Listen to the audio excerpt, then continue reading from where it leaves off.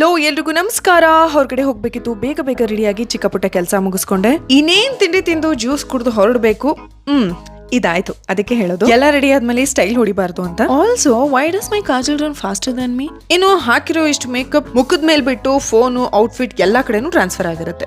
Let's fix this mess. Tada, outfit change. ಈಗ ready ಆಗೋಕೆ Faces Canada ರವರ kajal, strobe cream and lipstick use ಮಾಡ್ತಿದ್ದೀನಿ. ಈ ಕಾಜಲ್ದಂತೂ ತುಂಬಾನೇ ಬೋಲ್ಡ್ ಪಿಗ್ಮೆಂಟ್ ಇದೆ.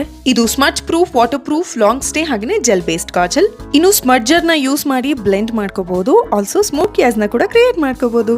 ಇನ್ನು ಡೂಯಿ ಗ್ಲೋಯಿಂಗ್ ಬೇಸ್ ಗೆ ಸ್ಟ್ರೋಪ್ ಕ್ರೀಮ್ ನ ಯೂಸ್ ಮಾಡ್ತಿದ್ದೀನಿ. ಇದರಲ್ಲಿ shea butter and hyaluronic acid ಇದೆ. ಹೈಲೈಟರ್ ಅಂಡ್ ಪ್ರೈಮರ್ ಆಗಿ ಇದನ್ನ ಯೂಸ್ ಮಾಡಬಹುದು. ಅಪ್ಲೈ ಮಾಡಿದ ತಕ್ಷಣ look at the instant glow on my face. ಇನ್ನು ಫೈನಲಿ ನನ್ನ favourite velvet lipstick. This is it's long stay transfer proof velvet finish, one swipe application. Yes, ಇದೆಲ್ಲ ಆದ್ಮೇಲೆ ತುಂಬಾನೇ ನೀಟ್ ಅನಿಸ್ತಾ ಇತ್ತು. Look at the final finish.